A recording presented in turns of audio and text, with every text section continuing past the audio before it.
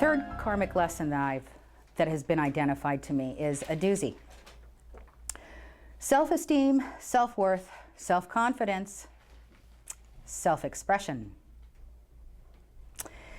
And every time I find somebody who has chosen this karmic lesson, which, by the way, is my most important karmic lesson, and had I not mastered it to some extent, I wouldn't be up here talking to you, I wouldn't be in the book, I wouldn't be doing the kind of work that I do.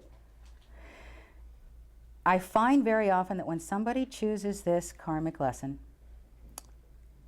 they create soul-level agreements with parents to give them a less than fully nurturing experience. Because this individual soul wants to learn to nurture itself. To nurture itself. To be like its own ideal mother. Its own ideal best friend. To nurture itself, because in the process, you begin to know what your truth is. And believe me when I tell you what your truth is, you, for example, since you're looking at me with those beautiful eyes, what your truth is a little different from the person sitting next to you. What's true for you is not necessarily true for your father, let's say. I don't know why I said that. Does that resonate with you? Okay. And so we have ourselves a contrasting experience again. Woohoo! So that person outside of ourselves that is saying, no, what's so is this, this, this, and this, is redirecting you back to yourself so that you can go, that doesn't feel right. I really think that what's so is this, this, and this, and someday I'm going to get the courage to tell you that. So in the process, as we come to feel ourselves and understand what's really true for us and how we feel and what our truth is, we gain self-esteem, we gain self-worth, and it builds a structure of self-confidence that is so strong and unshakable. It's stronger than if mom and dad had handed you that self-confidence on a silver platter along with the car keys when you were 16. And how many of you got handed the car keys when you were 16? Yeah, good, me either. I always thought it was so unfair though. Pamela got, Pamela's dad gave her the car keys. You didn't give me a car. Well. That was when I was young. But really, it's the hard fought for stuff. That learning to nurture ourselves is tough.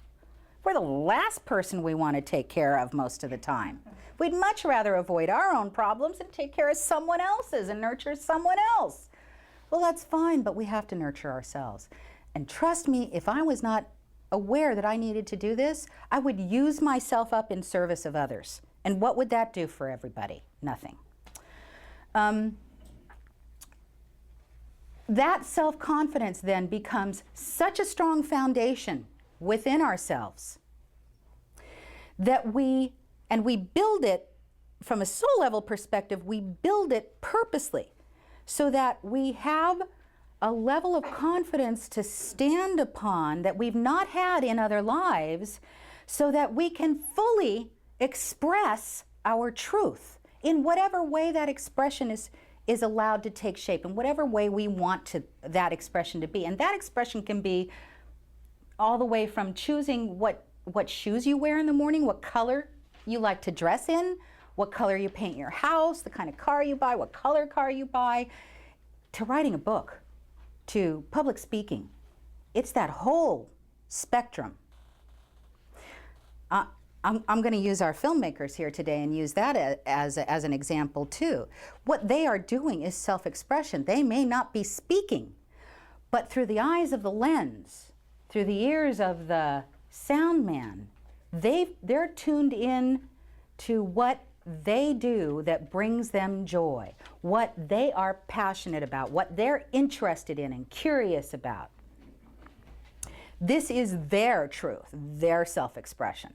And thank goodness you're here doing it today so I can do mine. Thank you.